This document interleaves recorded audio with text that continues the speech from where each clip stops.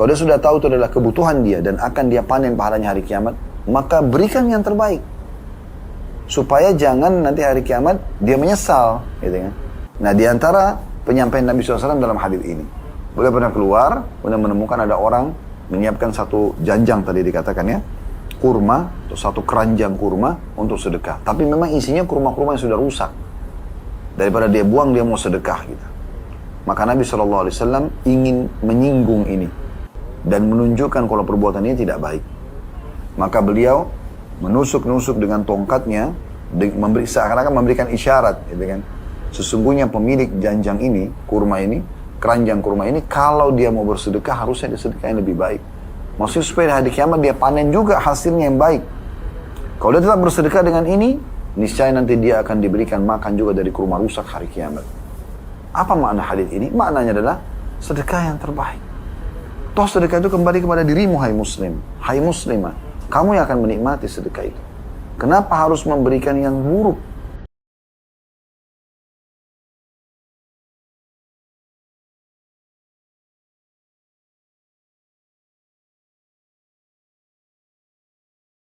Assalamualaikum warahmatullahi wabarakatuh. Alhamdulillah, wassalatu wassalamu ala rasulillah. Segala puji dan puja kehadirat Allah subhanahu wa ta'ala, juga salawat dan taslim kepada Nabi besar Muhammad sallallahu alaihi wa ala alihi wa sahbihi wasallam. Teman-teman sekalian, melanjutkan pada buku kita Sahih At-Targhib wa Tarhib yang memang hampir setiap Jumat insyaAllah kita bedah ya. Dan kita masih dalam kitab sedekah. Dan kita insya Allah akan masuk pada kesempatan ini di hadis nomor 22 dalam bab yang sedang kita bahas. Ya. Tepatnya bab ke-9, anjuran dan dorongan bersedekah. Berikut keterangan tentang sedekah orang yang pas-pasan dan orang yang bersedekah dengan apa yang tidak diinginkan. Hadis ya, yang akan kita bahas pada kesempatan ini adalah hadis nomor 22 dalam bab ini dan urutan 877 dari awal belajar. Namun sebelumnya, saya ingin tetap mengingatkan diri saya terutama, dan semoga Allah menjadikan saya orang yang mengamalkan, bukan cuma mengucapkan, lalu kemudian juga Allah mudahkan teman-teman sekalian untuk mengamalkan juga ilmu yang telah didapatkan, atau yang akan didapatkan nanti insya Allah. Saya mengingatkan kembali perkataan para salaf tentang masalah sedekah, agar lebih memotivasi kita, dan tidak membuat kita ragu sedikit pun dalam bersedekah itu. Yang pertama adalah perkataan yang disampaikan oleh Yahya bin Mu'ad rahimahullah. Beliau mengatakan, tidaklah saya mengetahui suatu biji yang mengimbangi gunung dalam balasan pahala kecuali sedekah. Demikian pula perkataan Abdul Aziz bin Umair rahimahullah, di mana beliau berkata, salat itu akan menyampaikan dirimu setengah perjalanan, puasa menyampaikan dirimu kepada pintu sang raja Allah subhanahu wa ta'ala, sedangkan sedekah menyampaikan dirimu ke hadapan raja tersebut. Juga diingatkan oleh para salafus salih kepada kita semua agar jangan lupa sedekah itu adalah kebutuhan dasar kita, karena itu ibadah kepada Allah subhanahu wa ta'ala. Dan kita lebih butuh terhadap sedekah tersebut daripada orang yang akan menerima sedekah itu. Banyak sekali di antara muslimin, persepsi mereka adalah orang pengemis atau seorang pengemis yang meminta atau seseorang yang minta tolong pada dia, itu butuh pada dia. Persepsi ini keliru. Harus kita ubah. Kitalah yang butuh kepada dia. Karena sebenarnya dia mendapatkan fisik materi yang sedang kita berikan dan dia gunakan untuk kebutuhan dunianya. Namun kita sedang membawa nilai daripada sedekah tersebut, ketimbangan amal. Hanya dia menjadi perantaranya. Garis bawahi poin ini teman-teman sekalian.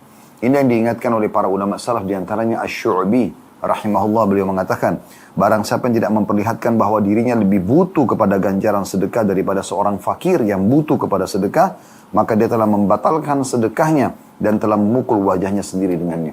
Nah, banyak orang subhanallah karena dia pikir orang fakir yang butuh maka dia sombong. Dia jual mahal. Dia menyakiti perasaan orang yang sedang meminta. Padahal sebenarnya dalam surah Al-Baqarah sudah pernah kita bacakan, surah nomor 2 ayat 261 sampai 274. Berulang kali kita bacakan ayat demi ayat ini. Di antara potongan ayat di situ adalah Allah melarang kita berulang kali ya, bukan cuma sekali, untuk menyakiti perasaan penerima. Karena memang Allah lah yang menguji dia dengan ujian tersebut, dan Allah yang memudahkan dia untuk datang kepada kita, dan akhirnya kita bisa meraih pahala melalui dia. Jadi poin penting di sini. Kemudian Al-Laits Ibn Sa'ad rahimahullah, Beliau juga mengingatkan, ya. Beliau mengatakan barang siapa yang telah mengambil dariku suatu sedekah atau hadiah. Siapa yang mengambil dariku suatu sedekah atau hadiah. Maka hak dirinya atas diriku lebih besar daripada hak diriku atas dirinya. Dia lebih berhak untuk itu. Ya. Karena dia telah menerima apa yang telah aku korbankan kepada Allah Subhanahu Wa Taala. Jadi kalau tanpa dia, bagaimana caranya kita menyampaikan ya sedekah kita kepada Allah Subhanahu Wa Taala? Allah telah jadikan dia butuh, lalu Allah buat dia menjadi penyebab kita tercatat memiliki pahala sedekah. Fudail bin Iyad rahimahullah, seorang kalangan saleh dari kalangan tabi'in, mengatakan pada saat sedang membagi-bagikan sedekahnya, beliau mengatakan mereka membawa perbekalan-perbekalan kami menuju akhirat tanpa upah sedikit pun, hingga mereka meletakkannya di atas timbangan di hadapan Allah Subhanahu Wa Taala. Begitu para salaf memahaminya sedekah, teman-teman sekalian. Apa yang kita keluarkan, sebenarnya orang-orang fakir atau orang yang minta di hadapan kita itu adalah perantara saja. Mereka yang membawa nilai daripada harta yang kita sedekahkan itu ketimbangan amal kita. Bahkan dilipat gandakan oleh Allah karena dia perantaranya. Oleh karena itu gembiralah, tersenyumlah melihat orang-orang yang butuh dan datang kepada Anda. Abdullah bin Umar, Abdullah bin Abbas radhiyallahu anhum ajma'in, itu kalau kedatangan orang miskin mereka sibuk bersedekah. Kalau tidak datang mereka keluar mencari orang-orang miskin ini. Begitu luar biasa mereka memahami sedekah ini. Jadi persepsinya harus diperbaiki. Persepsi menganggap orang miskin yang minta itu butuh, sehingga Anda tidak mau membuka jendela mobil Anda tidak mau memandang wajah para fakir tersebut, Anda tidak mau menyentuh tangannya, memberikannya maksudnya, Anda tidak mau memberikan yang terbaik, selalu saja yang bekas-bekas, atau tidak pernah berpikir untuk ya bersedekah dengan yang terbaik. Ini salah persepsinya. Nanti akan kita jelaskan di bab kita, banyak sekali hadis yang menyinggung masalah itu dari Nabi alaihi salatu wassalam. Juga jangan lupa, kalau Allah subhanahu wa ta'ala amanahkan kepada Anda harta, jangan Anda menganggap itu milik Anda sendiri. Ada hak orang lain, ada hak istri, hak anak, hak pembantu, hak supir, hak tetangga, hak orang lain. Anda boleh nikmatin, tapi orang lain juga punya hak di situ. Makanya Ali radhiyallahu anhu mengatakan, barang siapa yang telah diberikan suatu harta oleh Allah, maka hendaklah yang menyambung kekerabatan dengannya. Ada hak orang lain. Memperindah jamuan untuk tamunya. Mohon maaf. Menolong seseorang yang membutuhkan. Membebaskan tawanan. Orang-orang fakir miskin. Para mujahidin. Dan dia harusnya bersabar atas musibah yang menimpa hartanya. Karena dengan perkara-perkara itu dia akan memperoleh kemuliaan dunia dan juga akhirat. Ingat wasiat Abu Hatim rahimahullah. Beliau mengatakan bakhil itu adalah sebuah pohon di neraka. Sedangkan ranting-rantingnya ada di dunia. Maka barang siapa yang bergelantungan pada salah satu dari ranting-rantingnya, niscaya ia akan menjerumuskannya ke dalam neraka. Pelit, gak mau sedekah. Sedangkan kedermawanan itu sebuah pohon di surga di mana ranting-rantingnya berada di dunia. Dan barang siapa yang bergantungan pada salah satu ranting-ranting itu, niscaya ia akan membawanya ke surga. Dan surga itu adalah tempat orang-orang dermawan. Mohon maaf. Apabila salah seorang dari orang-orang soleh didatangi oleh orang-orang fakir di masa dulu dan meminta sedekah, maka dia berkata, selamat datang wahai orang-orang yang hadir untuk membawakan perbekalan kami kepada Rabb kami. Coba bayangkan. Mereka mengatakan kepada orang-orang yang datang meminta, selamat datang orang-orang yang akan membawa perbekalan kami kepada Tuhan kami. Begitu seharusnya seorang muslim memahami. Jadi ini mengingatkan kembali ya tentang pentingnya sedekah, karena kita sedang berada di bab sedekah, teman-teman sekalian. Semoga Allah mudahkan kita mengamalkan dan selalu saja menepis bahkan menghilangkan dari diri kita sifat bakhil yang merupakan dosa yang dilarang oleh Allah Subhanahu wa taala. Bahkan Imam Adz-Dzahabi rahimahullah masukkan dalam kategori dosa besar. Kita akan bahas sekarang mulai hadis kita pada siang ini, semoga Allah berkahi, hadis ke-22 dalam bab sedekah dengan sanad sahih urutan 877 dari awal belajar berbunyi dari Al-Harith Al-Ash'ari radhiyallahu anhu bahwa Rasulullah sallallahu alaihi wasallam bersabda, "Inna Allah auha ila Yahya bin Zakaria bi 5 kalimatin an ya'mala bihinna wa ya'mura bani Israil an ya'malu bihinna." Wa dzakara al-hadits ila an qala fihi wa amurukum bis sadaqah wa mathalu dhalika kamathali rajulin asarahu al-'adu fa'awthaqu yadahu ila 'unukihi wa qarrabuhu liyadribu 'unuqahu faja'ala yaqul hal lakum an afdiya nafsi minkum وجعل يعطي القليل والكثير حتى فدى نفسه. Artinya, kata Nabi SAW, sungguhnya Allah mewahyukan kepada Yahya bin Zakaria, alaihi mussalatu wassalam, Nabi Yahya dan Nabi Zakaria. Dia dan ayahnya, ya, Nabi. Dan ini wasiat atau wahyu Allah kepada Nabi Yahya. Nabi Muhammad SAW sampaikan kepada kita. Sesungguhnya Allah mewahyukan kepada Yahya bin Zakaria alaihi wassalatu wassalam dengan 5 kalimat agar dia mengamalkannya dan memerintahkan Bani Israel untuk mengamalkannya. Lalu menyebutkanlah, atau dia menyebutkan hadis sampai potongan yang jadi saksi bahasan kita masalah sedekah dari 5 wasiat tersebut, yaitu, dan aku perintahkan kalian untuk bersedekah, dan perumpamaan hal itu seperti seorang laki-laki yang ditawan oleh musuh dan mereka mengikat kedua tangannya ke lehernya, mereka mendekatkannya untuk memenggal lehernya, maka dia berkata, atau mulai berkata, bersediakah kalian kalau aku menebus diriku dari kalian? Lalu dia pun membayar apapun, baik yang murah maupun yang mahal, baik yang sedikit ataupun yang banyak, sampai dia berhasil menebus dirinya. Hadis ini diriwayatkan Tirmidzi dan beliau mensahihkannya. Teman-teman sekalian, hadis ini sudah pernah kita sebutkan ya, di bab-bab yang lain gitu ya. Karena 5 wasiat tersebut termasuk masalah syirik ya, termasuk menjaga sholat, termasuk mengeluarkan zakat ya. Di antaranya adalah masalah sedekah. Tapi ini diambil oleh Al-Mundhiri rahimahullah, penulis buku ini, dan juga penusur ya, atau orang yang menelusuri hadis-hadis di sini, Syekh Albani rahimahullah, memilih potongan hadis ini saja atau saksi bahasanya, yaitu dari 5 wasiat tersebut masalah sedekah. Nah, secara global wasiat para nabi memang menyuruh umatnya untuk bersedekah, karena ini perintah Allah Subhanahu wa taala. Allah itu sangat dermawan, suka memberi. Maka beliau atau Allah Subhanahu wa taala memerintahkan kita semua hamba-hambanya untuk selalu bersedekah dan menjanjikan pahala yang besar, juga menjanjikan balasan ya, rezeki yang melimpah dari sedekah tersebut. Teman-teman sekalian, di sini dari hadis ini diberikan gambaran bahwasanya sedekah selain memberikan atau mendapatkan balasan yang besar, juga ternyata bisa menyelamatkan dari mara bahaya.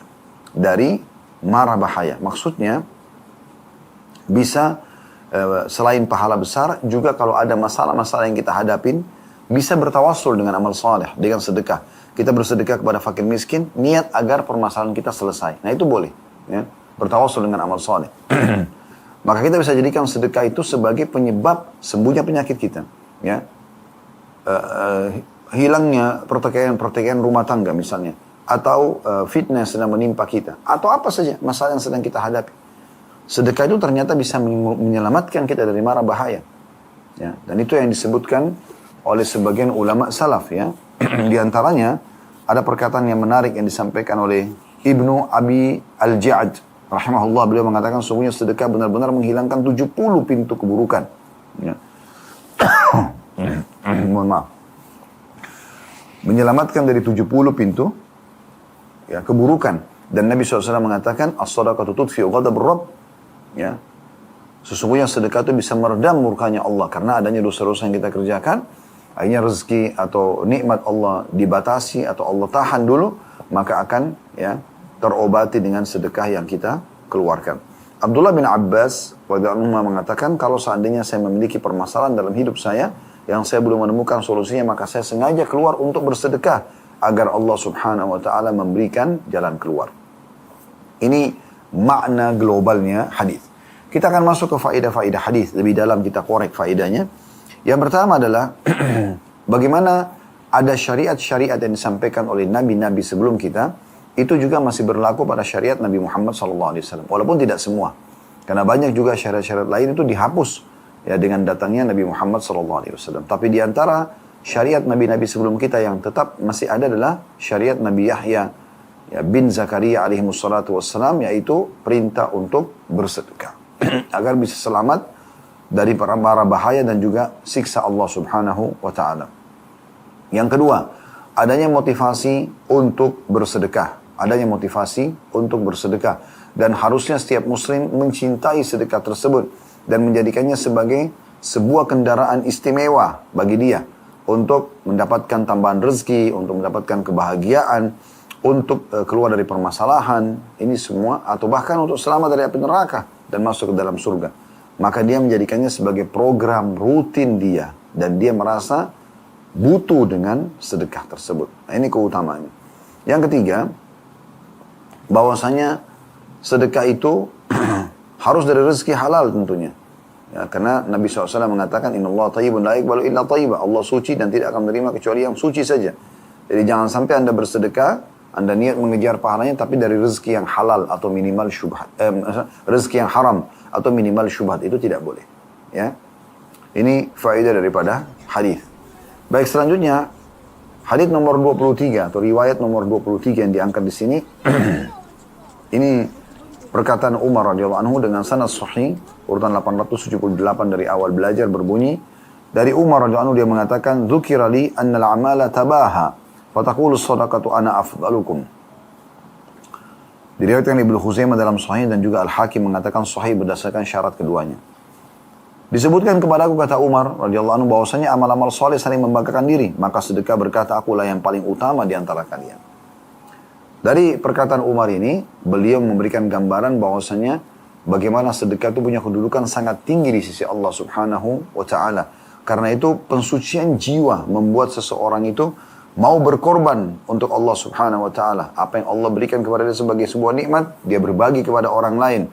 Dan ini butuh kesucian jiwa untuk mengerjakannya. Karena tidak semua orang mau melakukan itu. Orang kalau berpikir bukan dengan keimanan, maka dia akan berkata, saya kan yang banting tulang, saya yang bekerja, kenapa orang ini harus menikmatinya? Tapi kalau kita menggunakan keimanan berbeda, justru saya bekerja untuk saya bagi kepada orang lain, dan orang lain yang butuh ini akan menjadi pengantar sedekah saya itu ketimbangan amal. Nah, seperti itu. Sehingga kita merasa butuh dengan orang-orang yang akan menerima sedekah kita. Nah, ini poin yang harus digarisbawahi. Pelajaran daripada hadis ini adalah keutamaan sedekah itu sendiri, dan dia adalah yang paling afdal, itu yang paling afdal. Yang kedua, amal-amal saleh itu saling membanggakan. Jadi kita tidak tahu bagaimana mekanismenya, tapi dari perkataan Umar radhiyallahu anhu ternyata amal-amal saleh itu saling membanggakan diri satu sama lain di sisi Allah Subhanahu wa Ta'ala. Saya pernah naik di bus waktu masih mahasiswa. Waktu itu kami menuju dari Madinah ke Mekah. Subhanallah, saya teringat ada satu orang, beliau juga pakai baju ihram, duduk di bus, orang Saudi. Hampir sepanjang jalan dari Madinah ke Mekah, itu kurang lebih 6 jam kami naik bus resmi pemerintah Saudi, Sapco namanya. Itu tidak diam orang ini. Dia ngomong terus, selain dia talbiyah, dia ngomong juga, walaupun suaranya tidak terlalu besar, tapi dia seperti memberikan nasihat kepada orang-orang yang di bus. Mungkin ada orang yang sedang ihram tapi lalai misalnya. Tapi di antaranya dia mengingatkan, berzikirlah wahai muslimin, berzikirlah wahai para orang-orang yang sedang berihram. Lalu dia sebutkanlah banyak keutamaan-keutamaan tentang zikir yang cukup banyak pada saat itu ya. Tapi di antara yang saya ingat, dan itu baru saya dengar pada saat itu ya. Saya pun belum telusuri kebenaran riwayatnya, tapi dia mengatakan di antaranya ada sabda Nabi SAW, kalau seorang hamba melewati sebuah lokasi, kemudian dia berzikir, maka lokasi itu akan membanggakan dirinya dibandingkan dengan lokasi-lokasi yang lain di sekitarnya. Mengatakan, di sini ada hamba Allah yang sedang berzikir di atasku. Ya. Itu saking luar biasanya kedudukan yang mengingat Allah Subhanahu wa Ta'ala. Baik, kita akan masuk teman-teman sekalian. Jadi maksudnya tempat ini bangga ya, dibandingkan tempat yang. Jadi memang ada kebanggaan dari amal-amal soleh satu sama yang lain. Tapi bagaimana mekanismenya, Allah lebih tahu masalah itu. Kita masuk hadis ke-24 dengan sanad hasan. Jadi ini urutan 879 dari awal belajar berbunyi dari Auf bin Malik radhiyallahu anhu, dia berkata, kharaja Rasulullah SAW wa biyadihi 'asa wa qad 'allaka rajulun kin wa hashaf wa ja'ala yat'anu fi dhalika al-kinwi faqala law sha'a rabbu hadhihi as-sadaqati tasaddaqa bi atyaba min hadha inna rabba hadhihi as-sadaqati ya'kulu hashafan yaumal qiyamah. Hadis ini diriwayatkan oleh Nasai dan ini lafaz beliau. Maaf, diriwayatkan oleh Nasai dan lafaz hadis ini kata Albani rahimahullah adalah lafaz Abu Daud. Juga diriwayatkan oleh Ibnu Majah, Ibnu Khuzaimah, Ibnu Hibban dalam sahih keduanya dan menyatakan hadis ini adalah hadis yang hasan. Baik, dari hadis ini teman-teman sekalian terjemahannya, Rasulullah SAW kata Auf bin Malik radhiyallahu anhum pernah memegang tongkat di tangannya. Sementara ada seseorang laki-laki menggantungkan satu janjang kurma rusak atau sudah kering.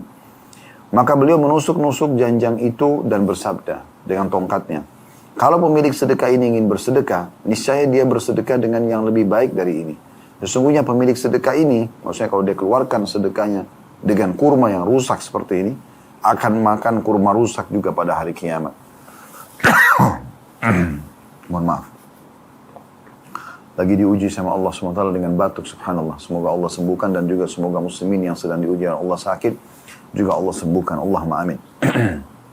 Hadis ini hadis yang sangat mulia teman-teman sekalian dalam bab sedekah, yaitu anjuran secara global maknanya, anjuran dari Nabi SAW bagaimana seorang muslim selain dia memahami tadi poin dalam pembukaan yang kami sampaikan, bagaimana dia fahami bahwasanya sedekah yang dia keluarkan, dia yang butuh, dan akan diantar oleh orang-orang miskin yang sedang dia berikan untuk menuju ketimbangan amal hari kiamat tanpa upah sedikit pun. Sebagaimana perkataan tadi Fudail bin Iyad rahimahullah. Maka selain daripada itu juga dia fahami dari hadis ini, ya, bahwasanya kalau dia sudah tahu itu adalah kebutuhan dia dan akan dia panen pahalanya hari kiamat, maka berikan yang terbaik. Supaya jangan nanti hari kiamat dia menyesal, gitu ya. Nah, di antara penyampaian Nabi SAW dalam hadis ini, beliau pernah keluar, kemudian menemukan ada orang menyiapkan satu janjang tadi dikatakan ya, kurma atau satu keranjang kurma untuk sedekah. Tapi memang isinya kurma-kurma yang sudah rusak. Daripada dia buang, dia mau sedekah gitu. Maka Nabi SAW ingin menyinggung ini dan menunjukkan kalau perbuatan ini tidak baik. Maka beliau menusuk-nusuk dengan tongkatnya, seakan-akan memberikan isyarat, gitu kan. Sesungguhnya pemilik janjang ini, kurma ini, keranjang kurma ini, kalau dia mau bersedekah, harusnya dia sedekah yang lebih baik. Maksudnya supaya di hari kiamat dia panen juga hasilnya yang baik. Kalau dia tetap bersedekah dengan ini, niscaya nanti dia akan diberikan makan juga dari kurma rusak hari kiamat. Apa makna hadis ini? Maknanya adalah sedekah yang terbaik. Toh sedekah itu kembali kepada dirimu, hai muslim, hai muslimah. Kamu yang akan menikmati sedekah itu. Kenapa harus memberikan yang buruk? Kalau ada yang tanya, Ustaz, boleh nggak kami memberikan sedekah makanan bekas atau sisa? Boleh saja, bukan tidak boleh. Tapi jangan itu jadi target. Sekarang makanan-makanan ada tersisa pada saat kita lagi mau istirahat malam misalnya. Lalu kita rapikan, kemudian kita yang masih layak dikonsumsi, lalu kita berikan kepada fakir miskin. Bolehkah? Boleh saja. Tapi itu bukan target. Itu sesekali mungkin, ya. Targetnya adalah memberikan sedekah yang terbaik. Supaya kita juga mendapatkan yang terbaik. Sudah sering kami kasih contoh, kalau Anda mampir di satu restoran, Anda makan makanan yang memuaskan bagi Anda, maka coba beli porsi yang sama, nilai yang sama, lalu Anda berikan kepada fakir miskin. Anda berikan kepada fakir miskin. Gitu kan? Sehingga mereka pun bisa menikmati seperti apa yang dinikmati. Nah, itu sedekah yang terbaik. Anda beli pakaian yang sama, Anda berikan kepada orang lain misalnya. Nah, ini sedekah yang terbaik.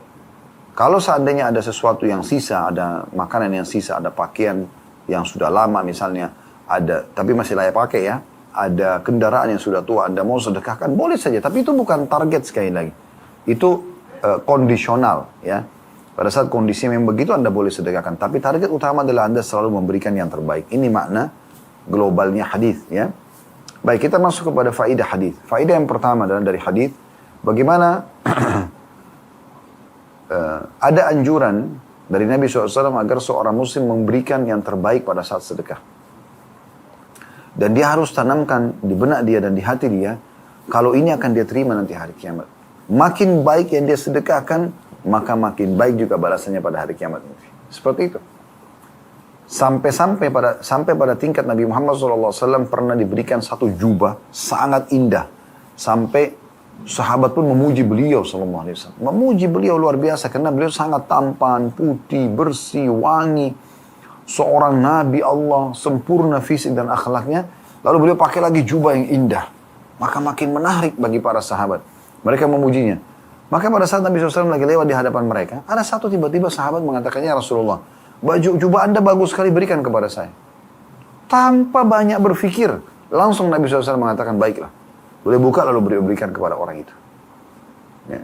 Jadi bagaimana Nabi SAW tahu, mungkin kalau secara akal manusia tanpa diukurkan dengan keimanan, memang berpikir, ini orang kok gimana sih? Saya kan jaket atau jubah atau baju baru. Saya baru pakai, ngapain diminta gitu kan? Mana adabnya? Tapi tidak seperti itu Nabi SAW ajarkan. Beliau sebaik-baik suri tauladan. Beliau langsung membukanya karena beliau tahu orang ini hanya perantara saja. Tapi jenis baju itu, nilainya itu akan kita temukan nanti pada hari kiamat. Bahkan akan dilipat gandakan. Nah, begitu cara memahaminya. Jadi dari hadits ini, kita lihat faedah yang pertama adalah adanya anjuran dari Nabi SAW agar setiap muslim memberikan yang terbaik di jalan Allah SWT. Dan dia harus tanamkan dalam benak dia dan hati dia, kalau dia akan panen pahalanya pada hari kiamat. Kemudian yang kedua, adanya hardikan atau peringatan tegas bagi orang-orang yang bersedekah hanya karena karena dia mampu, hanya karena ingin tidak numpuk padanya barang rusak misalnya, rongsokan, makanan sisa, kemudian dia keluarkan. Dan tidak ada sedekah dia selain daripada itu. Maka ini dihardik oleh Nabi SAW. Ini ada hardikan bagi orang yang bersedekah dengan pola seperti ini. Selanjutnya, hadits nomor 25, urutan 880 dari awal belajar. Dengan sanad hasan dari Abu Hurairah radhiyallahu anhu, dia berkata, Rasulullah SAW bersabda, "Man jama'a malan haraman thumma tasaddaqa bi, lam yakun lahu fihi ajr wa kana isruhu alaih." Hadis riwayat Ibnu Khuzaimah dan Ibnu Hibban dalam sahih keduanya, serta Al-Hakim juga menyebutkan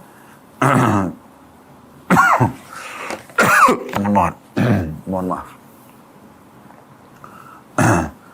Hadis ini diriwayatkan oleh Ibnu Khuzaimah dan Ibnu Hibban dalam sahih, dan juga Al-Hakim sebutkan dalam kitab Mustadraknya. Terjemahannya adalah kata Nabi SAW, barang siapa yang mengumpulkan harta haram, kemudian dia bersedekah dengannya, maka dia tidak akan mendapatkan pahala dalam sedekahnya itu, dan dia akan memikul dosanya. Riwayat nomor 25 ini menjelaskan kepada kita salah satu poin juga penting dalam masalah sedekah. Makna globalnya, jangan pernah bersedekah di jalan Allah dengan mengharapkan pahala tapi dari sumber haram, sumber syubhat. Kami ingatkan kembali, manusia dalam pendapatan dan sedekah ini ada 4. Yang pertama adalah yang punya sumber halal keluar pada yang halal. Ini yang terbaik. Dia bekerja, dia banting tulang, dia berusaha cari rezeki halal, kemudian dia juga keluarkan untuk kebutuhan keluarganya, untuk sedekah secara umum kepada fakir miskin, bangun masjid, rumah anak yatim, sekarang ini yang terbaik. Dan semoga Allah jadikan kita seperti ini, insyaAllah. Amin. Kemudian yang kedua adalah dia dapat pahala satu sisi, dia dapat dosa sisi yang lain, yaitu dia sumbernya halal, tapi dikeluarkan pada yang haram. Ini tidak boleh, tidak baik. Dia dapat sumber halal, Allah kasih dia rezeki, dia dapat pahala situ. Tapi tidak baiknya kenapa? Karena dia keluarkan pada yang haram. Dia pakai berzina, dia pakai mabuk, dia pakai judi. Nikmat bukan untuk dipakai pada maksiatan. Nikmat dipakai pada ketaatan, gitu kan? Kemudian yang ketiga, ini lebih buruk lagi. Yaitu sumbernya halal. Nah, ini yang Nabi singgung di sini. Maaf, sumbernya haram dari hasil korupsi, manipulasi, tapi dikeluarkan pada yang halal. Dia bersedekah, haji, umroh. Ini malah dosa. Ini yang Nabi sebutkan dalam hadis. Ini golongan yang ketiga nih.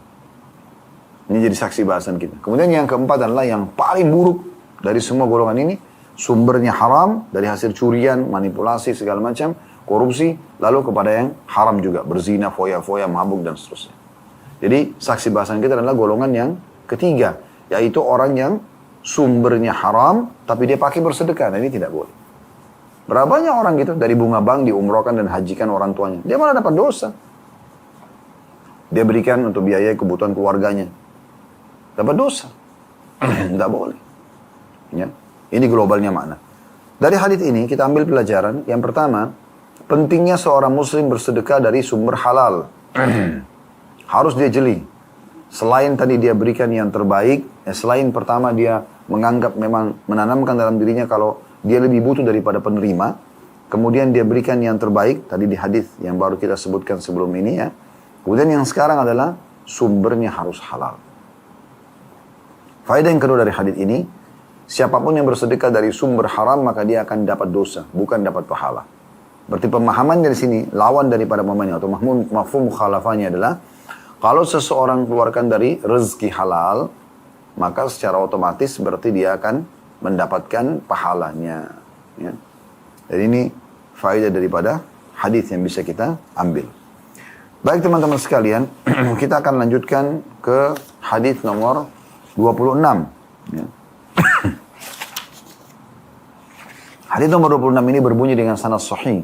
Urutan 881 dari awal belajar berbunyi dari Abu Hurairah radhiyallahu anhu dari Nabi sallallahu alaihi wasallam, beliau bersabda, "Khairu shadaqati ma abqat ginan wal yadul ulya khairu min yadis sufla wabda biman ta'ul taqulu imra'atuk anfiq 'alayya aw talliqni wa yaqulu mamlukuka anfiq 'alayya aw bi'ni wa yaqulu waladuka ila man takiluna."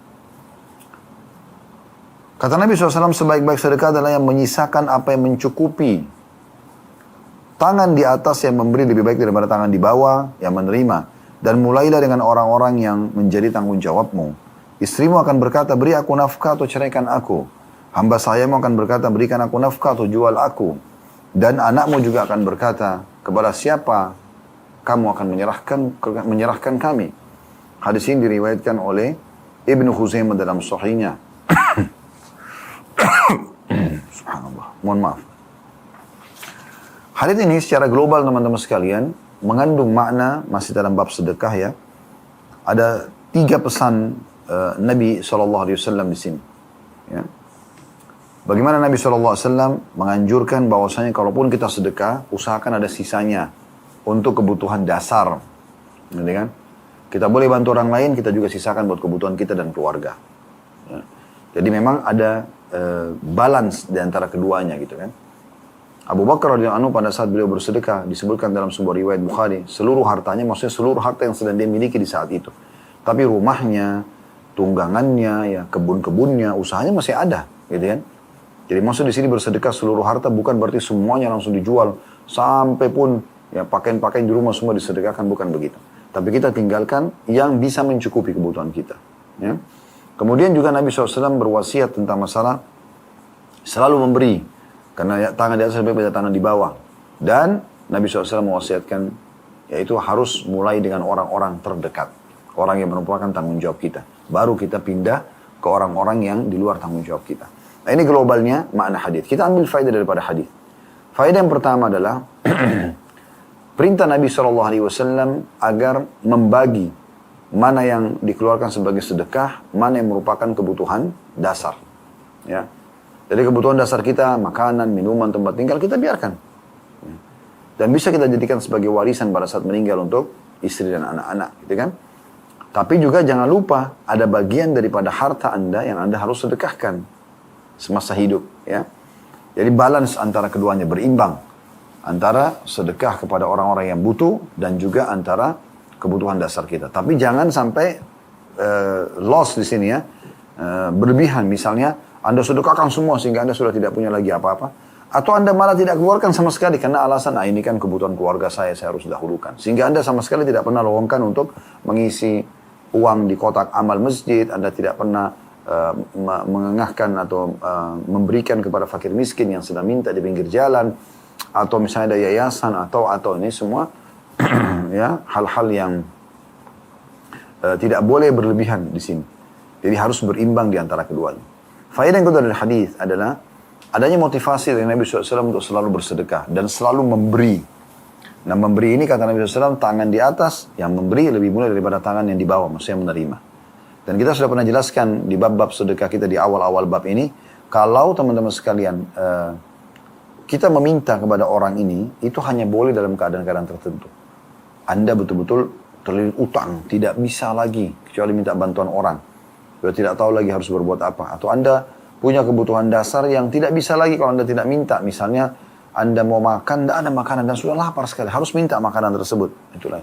Atau Anda punya tanggungan, istri dan anak-anak yang mereka kelaparan, dan harus sudah berusaha kerja tapi nggak dapat. Anda minta kepada orang agar memberikan makan pada mereka. Ini dibolehkan, itu pun hanya sebatas sampai mampu. Kalau sudah mampu, udah nggak boleh lagi. Nah ini poin yang harus digarisbawahi baik-baik. Ya. Kemudian yang terakhir, yang ketiga, faedah dari hadis ini adalah anjuran mulai bersedekah dengan orang-orang yang merupakan tanggung jawab kita. Jadi jangan pernah anggap remeh teman-teman, istri itu adalah kewajiban seorang suami dan itu pahalanya besar.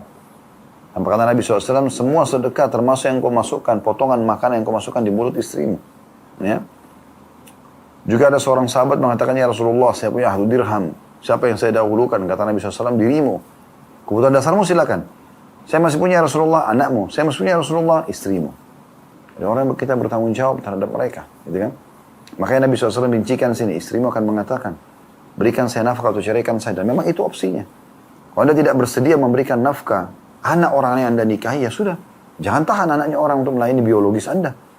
Ya, untuk merawat rumah Anda, merawat anak Anda tidak perlu kebutuhannya. Dia butuh makan, dia butuh minum, ya, dia butuh kenyamanan dalam tempat tinggal, dia butuh tempat istirahat, dia butuh pakaian, dia ya, butuh keamanan. Anda tidak bisa kembalikan anak orang, gitu kan? Itu juga budak akan mengatakan, berikan saya nafkah, maksudnya kebutuhan dasar, makan, minum, mohon maaf, pakaian. Atau kalau tidak, jual saja saya. Mungkin ada orang lain yang bisa menghidupkan saya. Walaupun semampu dia. Ya, begitu juga anak akan mengatakan, kepada siapa Anda akan gantungkan kepada kami? Pasti anak-anak akan datang kepada orang tuanya. Ayah, abi, berikan saya ini, berikan saya itu. Tinggal kita sortir saja mana yang boleh, mana yang tidak boleh. Nah ini poin yang harus digarisbawahi. Ini pelajaran daripada hadis nomor 26. Baik teman-teman sekalian, kita lanjutkan hadis selanjutnya dalam bab sedekah kita. Hadis nomor 27 dengan sanad sahih. Urutan 880 dari awal belajar berbunyi dari sahabat yang sama, maksudnya Abu Hurairah radhiyallahu anhu. Dia berkata, "Ya Rasulullah, ayyus sadaqati afdal?" Qala juhdul muqil wabda biman ta'ul. Hadis ini diriwayatkan Abu Daud, Ibnu Khuzaimah dalam Sunan, dan Hakim juga mengatakan sahih berdasarkan syarat Muslim. Kata Abu Hurairah radhiyallahu anhu, "Ya Rasulullah, sedekah apa yang paling utama, paling besar di sisi Allah balasannya dan juga paling Allah cintai?" Kata Rasulullah SAW, "Sedekah dari hasil usaha keras orang yang pas-pasan, dan mulailah dengan orang yang menjadi tanggung jawabmu." Hadis ini secara global memberikan makna tentang masalah motivasi untuk bersedekah, terutama bagi orang yang pas-pasan. Ya. Jadi bukan berarti karena kita pas-pasan kita nggak sedekah, tapi bersedekah. Cuman memang sesuai dengan kemampuannya, banyak sekali contoh-contoh para salafus saleh, bahkan ada yang setiap hari bersedekah, sampai-sampai ada seseorang dari mereka membawa sebutir bawang ke masjid dengan tujuan dia mau sedekah kepada siapapun. Lalu ada orang yang mengatakan, nanti akan membaukan baju Anda. Dia mengatakan, saya tidak memiliki kecuali ini yang bisa saya sedekahkan. Lalu dia bersedekah.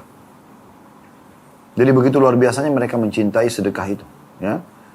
Jadi di saat kita pun dalam kondisi pas-pasan, tetap kita bisa bersedekah. Nanti akan kita dengarkan ada hadis yang mulia di akhir-akhir bab ini tentang bagaimana seseorang justru dimaafkan oleh Allah Subhanahu wa taala karena sedekah padahal dia sudah berbuat zina sekian hari. Ya. Baik, dari hadis ini teman-teman, kita ambil pelajaran penting. Yang pertama adalah anjuran untuk bersedekah. Dan tidak harus tunggu mampu, kaya, baru bersedekah.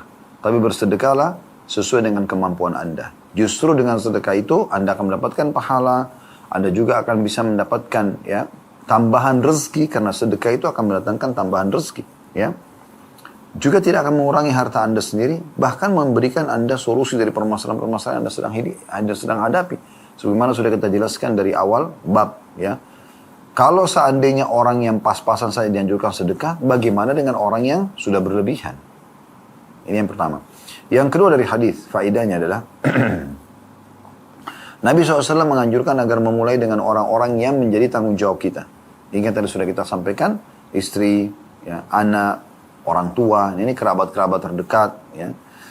Tentu di sini teman-teman jangan selalu ada pihak yang menunggangi penjelasan hukum syar'i dengan hawa nafsunya. Maksudnya begini, jangan sampai dia mengatakan, oh kan Ustadz bilang tadi dahulukan orang-orang terdekat, sehingga dia langsung berpegang pada itu dan dia menjadikan itu sebagai hujah. Ya udah, istri saya aja, anak saya saja, ya, orang tua saya saja, gak usah sedekah dengan tetangga, dengan orang lain gitu kan. Padahal sebenarnya dia harus lihat ini yang sedang dia tanggung jawabnya sudah dikasih belum? Kalau sudah dikasih uang bulanan misalnya, Anda lebih, kenapa Anda tidak sedekah? Kenapa Anda cukupkan diri Anda dengan hanya yang wajib saja? Padahal sebenarnya banyak sekali pintu-pintu yang bisa Anda tambahkan dalam nilai sedekah Anda itu sendiri. Ya, jadi ini poin penting juga untuk digarisbawahi. Baik teman-teman sekalian, kita lanjutkan terus ya sampai hadis selesai di bab ini insyaallah. Hadis ke-28 dengan sanad hasan urutan 883 dari awal belajar berbunyi Dari Abu Hurairah radhiyallahu anhu dia berkata, Rasulullah SAW bersabda, "Sabaqa dirhamun mi'ata alfi dirham." Faqala rajul, "Wa kaifa dhaka ya Rasulullah?" Qala rajulun lahu malun katsir, akhadha min 'urdihi mi'ata alfi dirhamin tasaddaqa biha. Wa rajulun laysa lahu illa dirhaman, wa akhadha ahaduhuma fatasaddaq bihi. Hadits ini diriwayatkan oleh An-Nasai, Ibnu Khuzaimah, Ibnu Hibban dalam sahihnya, ya. Dan juga Al-Hakim meriwayatkan dan mengatakan sahih berdasarkan syarat Imam Muslim. Terjemahannya, kata Nabi SAW, 1 dirham mengungguli 100.000 dirham. 1 dirham mengalahkan 100.000 dirham. 1 rupiah mengalahkan 100.000 rupiah. Gitu kan. Seorang laki-laki bertanya, bagaimana itu wahai Rasulullah? Kata Nabi SAW, seseorang laki-laki mempunyai harta yang melimpah sekali. Lalu dia mengambil dari sakunya 100.000 dirham, lalu menjedekahkannya. Maksudnya, kecil bagi dia sebenarnya itu 100.000, karena dia punya sekian miliaran atau ratusan miliar atau bahkan sudah triliunan. Dan seorang laki-laki hanya punya 2 dirham. Lalu dia mengambil 1 dirhamnya dan dia menyedekahkannya. Global makna hadis ini adalah bagaimana Allah Subhanahu wa taala dengan kemahaadilannya menilai sesuai dengan upaya dan kerja keras seseorang. Sini kita bisa lihat teman-teman sekalian bagaimana Nabi SAW memberikan gambaran. Kalau seandainya ada orang kaya, uangnya melimpah sekali, diambil 100.000 dirham. Anggaplah kalau kita di Indonesia ini mungkin kita ambil contoh 100 juta rupiah. Ada uang dia, ada orang miskin, dia langsung sedekahkan, dia kasih misalnya. Atau ada kerabatnya butuh untuk bayar rumah sakit, langsung disedekah 100 juta. 100 juta ini teman-teman, walaupun besar di mata orang yang menerima misalnya, karena dia orang miskin, tapi mungkin penilaian bagi pemilik harta itu kecil. Karena dia punya 100 miliar. 1 miliar 1.000 juta. Gitu kan. Berarti 100 juta itu kecil sekali. Dibandingkan uang dia yang punya 100 miliar atau bahkan lebih daripada itu. Tetap ada pahalanya kalau dia ikhlas. Tapi Allah di sini maha adil. Kata Nabi SAW, bisa dikalahkan oleh orang itu karena secara persentase berarti kecil. 100 juta itu dibandingkan dia punya 100 miliar. Dengan orang yang tidak punya kecuali 2 dirham. Dia cuma punya 2.000 rupiah. Nggak ada uang lagi. Cuma ini saja. Tapi dia masih keluarkan 1.000 disedekahkan, 1.000 dipakai. Ini Allah anggap dia bersedekah dengan setengah hartanya. Ini makna hadis. Dari hadis ini kita ambil pelajaran. Yang pertama adalah bagaimana Allah Subhanahu wa taala tidak akan menzalimi hamba-hambanya. Dan Allah akan memberikan semua balasan dan membesarkan balasan tersebut sampai tidak masuk di akal seorang hamba. Sebagai contoh misalnya ada sebuah hadis yang lain terlintas di benak saya, hadis riwayat Bukhari tentang hadis bitaqah, hadis kartu, ya. Apa maksudnya? Kata Nabi SAW akan didatangkan seseorang pada hari kiamat nanti lalu diperlihatkan dosa-dosanya. 99 buku amal, semuanya seluas pandangan mata. Semuanya penuh dengan dosa. Lalu Allah bertanya kepadanya, apa kau pungkiri semuanya? Dia bilang tidak. Apa malaikat-malaikatku menzalimimu? Ada nggak yang dicatat sini yang kau tidak kerjakan? Dia bilang tidak. Lalu ditanya lagi, apakah ada alasan kamu kenapa kau kerjakan ini supaya kau bisa selamatkan diri? Dia bilang tidak ada. Memang saya pelaku dosa, gitu kan. Maka kata Allah SWT, kau tidak akan dizalimi. Ya. Ada nggak amal soleh yang kau kerjakan? Amal soleh apa ya Allah? Yang bisa mengimbangi 99 buku amal seluas pandangan mata, satu buku amalnya kali 99. Penuh dengan dosa semua. Kata Allah SWT, kau tidak akan dizalimi. Lalu dikeluarkanlah satu kartu, tulisannya asyhadu an la ilaha illallah wa anna Muhammad Rasulullah. 2 kalimat syahadat. Tulus. Dia nggak pernah rusak keislamannya. Lalu diletakkan di timbangan amal, ternyata mengalahkan semua dosa-dosanya itu. Allah tidak akan menzalimi hamba-Nya. Tinggal kita ikhlas saja, tulus karena Allah. Jangan pernah menganggap remeh perbuatan baik yang sedang kita kerjakan. Walaupun dengan senyum kepada seorang muslim. Sekali lagi saya bilang, akan kita singgung nanti sebentar hadis penutupan dalam bab ini mulia sekali. Ya. Hadis ke-30 nanti itu ada penjelasan tentang seseorang diampuni karena sedekah dengan roti. Itu luar biasa gitu. Ya. Baik, kita ambil pelajaran daripada hadis ini. Yang pertama, Allah Subhanahu wa taala akan menilai ya, pengorbanan seorang akan memberikan penilaian pengorbanan seorang hamba ya, dengan kemahaadilannya. Allah tidak akan nilai kalau orang kaya keluarkan 100 juta, orang miskin 1.000 rupiah, maka dianggap 100 juta akan mengalahkannya. Tidak seperti itu. Tapi Allah akan lihat apakah orang kaya ini masih punya harta yang banyak sehingga itu jadi nilai persentasenya jadi kecil 100 juta itu, dan melihat orang miskin ini ternyata tidak punya kecuali itu dan dia sedekahkan dalam kondisi dia pas-pasan, maka dia akan lebih besar pahalanya. Makanya Nabi SAW mengatakan, sungguh 1 dirham telah mengarahkan 100.000 dirham. Yang kedua, adanya anjuran agar seseorang selalu bersedekah walaupun dia pas-pasan, walaupun dia miskin. Apa yang dia mampu, sedekah saja. Saya pernah itu hari subhanallah diundang ke Australia oleh orang-orang kita, orang-orang Indonesia Muslim di sana. Saya ketemu dengan satu bapak di masjid. Subhanallah saya juga tidak ingat namanya. Beliau sempat sebutkan nama, sudah cukup lama. Tapi saya ingat betul, dia membawakan ke saya satu plastik kecil. Isinya itu beberapa jenis kacang-kacangan. Dan jumlahnya tidak banyak. Mungkin kalau dihitung, mungkin ya butir itu mungkin cuma 7 atau 8 butir. Kacang-kacangan itu. Ada almond, ada pistachio, ada yang lain-lain gitu. Ada banyak. Tapi sebutir-sebutir atau 2 butir, saya tidak ingat. Tapi sedikit sekali. Dia mengatakan, Ustaz, ini yang saya ingin memberikan ke Ustaz. Subhanallah, saya terima. Tapi bagi saya sebuah pelajaran penting. Ternyata pesan dari orang ini mungkin, inilah yang saya mampu, Ustaz. Tapi saya juga ingin memberikan kepada Anda. Begitu. Itu luar biasa. Allah SWT bisa memberikan penilaian balasan kepada dia dengan baik. Ya. Kenapa Anda tunggu harus jadi kaya raya baru sedekah? Gitu. Sedekah sebelum terlambat. Aisyah radhiyallahu anha selalu bersedekah. Abdullah bin Umar selalu bersedekah. Walaupun dengan sebutir bawang mereka bersedekah. Ya. Bahkan Uwais al-Qarni rahimahullah miskin, susah. Beliau membongkar-bongkar sisa makanan orang di tempat sampah, pembuangan makanan. Lalu beliau bersihkan, kemudian beliau panasi kembali, lalu beliau bagi 2 lagi kepada orang-orang miskin yang lainnya. Begitu luar biasanya mereka termotivasi untuk tidak kehilangan kesempatan sedekah walaupun mereka miskin. Ya. Jadi ini pelajaran yang bisa diambil dari hadis. Kita masuk ke 3 hadis yang terakhir teman-teman sekalian. Hadis nomor 29 sampai 31 ya. Dengan sanad sahih dan urutan 884 dari awal belajar berbunyi dari Ummu Bujayyid radhiyallahu anha bahwasanya dia berkata, "Ya Rasulullah, innal miskina la yaqumu ala babi fama ajidu lahu syai'an u'tihi iyyah." Faqala laha Rasulullah sallallahu alaihi wasallam, "In lam tajidi illa dhilfan muhraqan fadfa'ihi ilaihi fi yadihi." Hadis ini diriwayatkan Tirmidzi dan juga Ibnu Khuzaimah. Artinya Ummu Mujayyid radhiyallahu anha, seorang wanita mulia ini, sahabatnya mengatakan, "Ya Rasulullah, seorang miskin berdiri di pintu rumahku, tapi aku tidak mempunyai apapun yang bisa aku berikan kepada dia."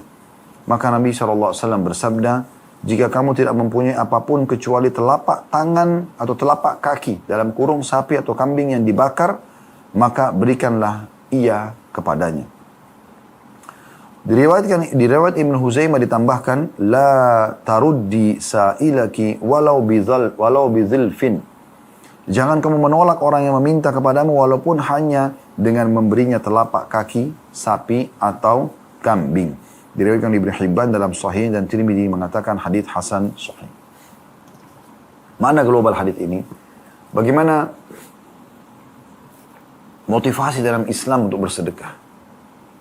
Ummu Mujayyid radhiyallahu anha sudah mengatakan kepada Nabi, "Ya Rasulullah, ada kasus terjadi. Saya melihat di depan rumah saya ada orang miskin minta, tapi saya benar-benar tidak punya apa-apa untuk saya kasih." Begitu bahasanya. Mungkin yang kita bayangkan adalah jawaban Nabi SAW, ya sudah, tidak perlu paksakan diri, kan bisa begitu. Tapi sini Nabi SAW bukan itu jawaban beliau.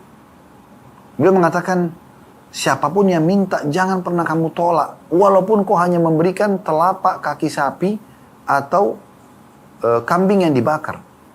Telapak kaki sapi sama kambing itu biasanya jarang, ada orang makan tapi jarang gitu kan. Tapi kalau itu pun kamu punya di rumah, tetap sedekah, kasih apa saja.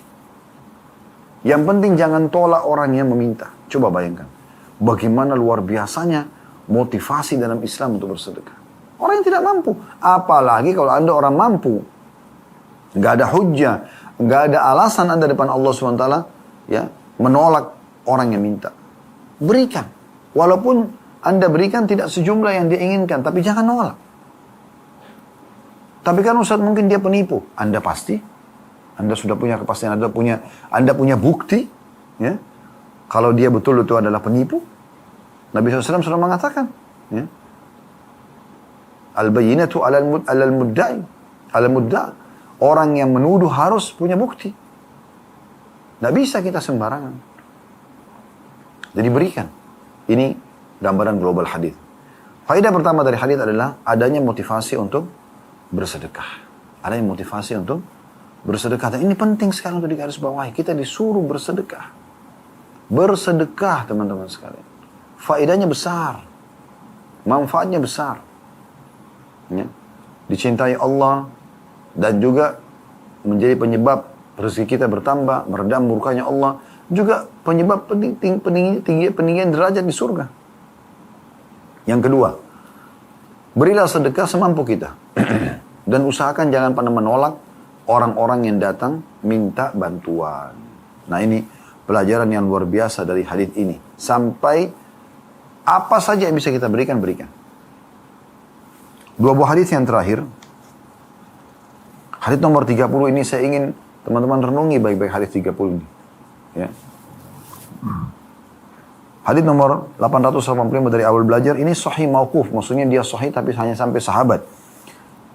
Disebutkan dari hadis Abu Dzar yang tercantum dalam buku Albani yang lain, diriwayatkan oleh Al-Baihaqi dan Ibnu Mas'ud juga menyebutkan secara mauquf. Lafadznya adalah Inna rahiban abadallah fi sawma'atihi 60 sana. Faja'at imra'atun fanazalat ila janbih. فنزل إليها فواقعها 6 ليال ثم سقط في يده فهرب فأتى مسجدا فآوى فيه 3 لا يطعم فيه شيئا فأتى برغيف فكسره فأعطى رجلا عن يمينه نصفه وأعطى آخر عن يساره نصفه فبعث الله إليه ملك الموت فقبض روحه فوضعت 60 في كفة ووضعت 6 في كفة فرجحت يعني الست ثم وضع الرغيف فرجح يعني رجح الرغيف الست. Hadis ini sudah kita katakan tadi sahih mauquf. Terjemahannya sesungguhnya ya, kata Abi Dzar, kata Abdullah bin Mas'ud meriwayatkan tentang ini, ada seorang rahib yang beribadah kepada Allah di kuilnya selama 40 tahun di masa dulu. Lalu ada seorang wanita tiba-tiba mendatanginya di sisinya dan dia mendekatinya, lalu akhirnya terjadilah perzinahan. Dia menggauli wanita tersebut selama 6 malam. Kemudian kedoknya kebongkar, tak ketahuan oleh masyarakat bahwasanya dia berzina. Lalu dia melarikan diri dan mendatangi sebuah masjid. Dia bermalam di masjid itu selama 3 malam dan tak makan apapun. Lalu dia diberi sepotong roti oleh seseorang, dia membelahnya menjadi 2 bagian. Separuh dia berikan kepada seorang yang ada di sebelah kanannya, dan separuh lagi dia berikan kepada seorang yang ada di sebelah kirinya. Lalu Allah mengutus malaikat maut kepadanya dan malaikat maut pun mencabut nyawanya. Ahli ibadah ini. Lalu ibadahnya selama 60 tahun diletakkan di salah satu daun timbangan dan perbuatannya terhadap wanita itu selama 6 malam diletakkan juga di daun timbangan yang lainnya. Maka dosa 6 hari berzina lebih berat daripada ibadah 60 tahun. Kemudian sepotong roti itu diletakkan dan dia sedekahkan. Maka ternyata sepotong roti yang dia sedekahkan tadi mengalahkan perbuatan dosa dia selama 6 malam. Subhanallah. Riwayat ini agung sekali. Bagaimana diceritakan oleh 2 sahabat yang mulia, Abi Dzar dan juga Ibnu Mas'ud radhiyallahu anhum ajma'in, kisah tentang seorang ahli ibadah yang ibadah selama 60 tahun. Tiba-tiba Allah uji dan datang seorang wanita menawarkan perzinahan dan dia terpengaruh. Zina dia selama 6 hari. Nah kebongkar. Dan ini subhanallah pasti kebongkar. Gitu kan? Perbuatan seperti ini terbongkar dengan izin Allah subhanahu wa ta'ala. Setelah itu dia melarikan diri dan dia akhirnya menyendiri di satu tempat ibadah yang lain. Dinamakan masjid tempat ibadah. Kemudian dia kelaparan selama 3 hari. Ini ujian datang.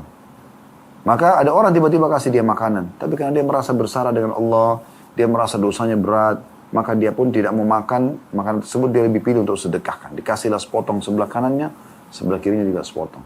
Lalu Allah utus kepada malaikat maut, diwafatkan. Wafatlah dia. Ditimbanglah 60 tahun ibadah dia. Satu timbangan, ditimbang 6 hari zinanya, ternyata 6 hari zina mengalahkan beratnya 60 tahun ibadah. Ini luar biasa. Berarti menandakan zina itu berat sekali gitu kan. Sampai-sampai pada tingkat 6 hari saja mengalahkan 60 tahun ibadah. Berarti 1 hari berzinanya itu sama dengan 10 tahunnya gitu. Namun, subhanallah, lihat dahsyatnya sedekah. Allah pun setelah itu menambahkan di timbangan amalnya, ya, sedekah roti tadi, ternyata itu mengalahkan, sepotong roti itu mengalahkan 6 hari dia berzina.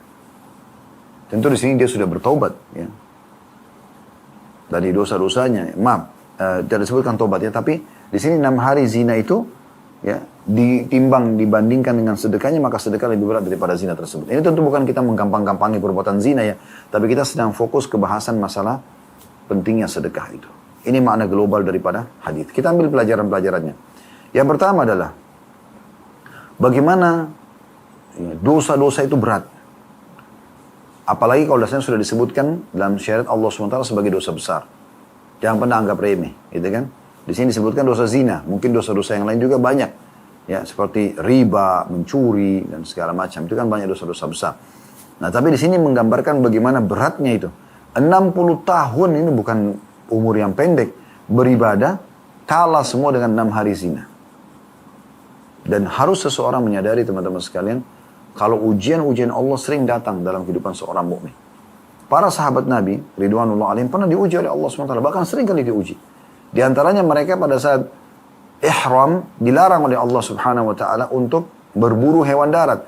Dan di saat itu Allah datangkan hewan-hewan daratnya mendekati mereka. Yang tadinya mereka harus kejar, ya, misalnya kelinci atau hewan-hewan rusa. Itu sekarang datang dekat-dekat mereka sebagai ujian. Allah uji.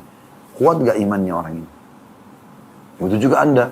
Pada saat Anda sudah dekat dengan Allah Subhanahu wa taala, mungkin datang seorang lawan jenis yang coba berusaha menggoda Anda. Yakin itu sebagai ujian. Berlindung kepada Allah Subhanahu wa ta'ala. Minta agar Anda diselamatkan oleh Allah Subhanahu wa ta'ala. Makanya Nabi SAW mengatakan kalau seseorang menurunkan pandangannya dari yang haram, ya, maka dia akan merasakan kenikmatan imannya sampai hari kiamat nanti. Maksudnya dia tolak, ya, penawaran-penawaran seperti ini. Karena kita bisa bayangkan bagaimana beratnya dosa, ya, yang sudah ditentukan dalam syariat sebagai dosa besar, itu bisa mengalahkan 6 hari zina. 6 hari saja. Itu sudah mengalahkan 60 hari. Sebenarnya kalau kita mau bicara timbangan akal manusia, berarti kalau dia 60 tahun beribadah, harusnya dia 60 tahun juga zina, kan gitu, baru beriman. Ternyata tidak. Berarti 1 kali zina itu sama dengan 10 tahun, ya, amal ibadah yang kita kerjakan. Coba bayangkan. Ini yang pertama pelajaran. Jadi beratnya perbuatan dosa, jadi jangan dikerjakan, terutama dosa-dosa besar. Kalau Anda sudah terlanjur buat, maka bertobatlah segera. Pelajaran yang kedua daripada hadis ini adalah bagaimana besarnya sedekah. Besarnya keutamaan sedekah. Sampai-sampai waktu zina yang 6 hari mengalahkan ibadah 60 tahun, itu bisa terkalahkan 6 hari zina itu dengan sedekah sepotong roti. Ini tergantung kadar keikhlasannya. Tentu di sini teman-teman sekalian, kenapa dinilai besar roti ini? Karena memang dia sudah 3 hari nggak makan. Tapi 3 hari ini teman-teman, dia nggak jadikan sebagai sebuah beban. Pada saat dia dapat makanan pun, dia ingin mendapatkan keridhaan Tuhannya, maka dia sedekahkan lagi makanan tersebut padahal dalam kondisi lapar. Coba bayangkan. Jadi ini yang dimaksud bersedekah dalam kondisi lagi kepepet, lagi susah. Pas-pasan tapi dia bersedekah. Ini keutamaannya. Yang terakhir teman-teman sekalian, hadis nomor 31. Ya, tutup bab kita ini dengan ini tentunya. Dengan riwayat sanadnya sahih, riwayat ini menjadi sahih karena dikuatkan dengan riwayat-riwayat lain, dan urutan 886 dari awal belajar berbunyi. Dari Al-Mughirah bin Abdullah Al-Ju'fi, dia berkata, "Jalasna ila rajulin min ashabin Nabi sallallahu alaihi wasallam yuqalu lahu Khasafah atau ibnu Khasafah. Faja'ala yanzuru ila rajulin samin, faqultu ma tanzuru ilayhi. Faqala dzakartu hadithan sami'tu min Rasulillah sallallahu alaihi wasallam, sami'tu yaqul, hal tadruna masyadid? Qulna ar-rajulu yasra'u ar-rajul. Qala asy-syadidu ar-rajulu alladhi yamliku nafsahu 'inda al-ghadab. Tadruna mar-raqub? Qulna ar-rajulu alladhi la yuladu lahu. Qala inna ar-raqub ar-rajulu alladhi lahu al-walad wa lam yuqaddimu minhum syai'a. Thumma qala titik. Hadis ini diriwayatkan Baihaqi dan disahihkan oleh Syekh Albani dengan dikuatkan dengan riwayat-riwayat lain, ya. Terjemahannya kata Al-Mughirah bin Abdullah Al-Ju'fi, kami duduk bergabung dengan seorang laki-laki dari sahabat Nabi SAW, dipanggil namanya Khasafah atau Ibnu Khasafah. Lalu dia melihat seseorang laki-laki yang gemuk. Aku berkata, mengapa kamu lihat kepadanya? Maka sahabat Nabi itu menjawab, atau Khasafah menjawab, atau Ibnu Khasafah menjawab radhiyallahu anhu, aku teringat sebuah hadis yang aku dengar dari Rasulullah SAW. Aku mendengarnya bersabda, tahukah kalian siapa orang yang kuat itu? Kami menjawab, orang yang dapat membanting orang lain. Atau menggulati orang lain. Kata Nabi SAW, orang yang kuat adalah orang yang dapat mengendalikan diri pada waktu marah. Tahukah kalian siapa itu Raqub? Kami menjawab, laki-laki yang tidak mempunyai anak. Nabi SAW menjawab, sesungguhnya Raqub adalah seorang laki-laki yang mempunyai anak, tapi dia tidak memberi apa-apa dari mereka. Ya. Kemudian Nabi SAW bersabda, titik-titik. Di sini tentu hadisnya tidak semua ya dibahas. Dan beliau mengatakan, ya, bahwasanya hadis ini akan hadir nanti dalam kitab pakaian dan perhiasan. Baik, hadis ini teman-teman penutupan bab ke-9 tentang anjuran sedekah. Walaupun nanti bab ke-10 ke depannya insya Allah Jumat depan kita akan bahas anjuran bersedekah secara sembunyi-sembunyi. Itu bab khusus, tapi ini anjuran sedekah globalnya. Makna global riwayat ini adalah bagaimana seorang sahabat Nabi mengingatkan kepada orang-orang yang ada di sekitarnya tentang pesan Nabi SAW. Dan pesannya ada dua, tentang siapakah orang yang perkasa dan kuat di antara kalian yang kalian nilai. Maka sahabat menjawab, orang yang bisa mengalahkan orang lain dalam bergulat atau tanding. Kemudian yang kedua, siapakah orang yang Raqub, orang yang tidak punya mandul, tidak punya anak. Maka mereka mengatakan orang yang tidak punya anak ya Rasulullah. Kata Nabi SAW, bukan. Orang yang mandul sebenarnya bukan itu. Orang yang punya anak, tapi justru dia tidak memberikan sesuatu pada mereka. Atau dia tidak mendapatkan sesuatu dari mereka. Nah ini makna global hadis. Faedah dari hadis yang bisa kita ambil yang pertama adalah bagaimana pentingnya seseorang menyampaikan ilmu yang sudah dia dapatkan. Yang penting dia tahu sumbernya benar, disampaikan. Apalagi di momen-momen yang tepat. Misal di saat memang ada orang yang penting, pelanggaran sedang terjadi, maka penting dia untuk mengingatkan. Atau misalnya ada seseorang yang sepertinya butuh motivasi untuk dia mengerjakan sebuah ibadah. Lalu kita segera tunggang itu dan menyampaikan kepada dia motivasi dari hadis-hadis Nabi SAW. Maka supaya kita bisa raih pahala pada saat dia kerjakan. Maka ini faedah pertama dari hadis. Bagaimana seseorang kalau punya ilmu, segera dia sampaikan. Dan ingat teman-teman sekalian, kalau Anda duduk di dalam sebuah majelis, dan Anda tidak menyiapkan menu, bukan menu makanan ya, menu pembicaraan yang positif, maka pasti akan diisi dengan menu pembicaraan yang negatif.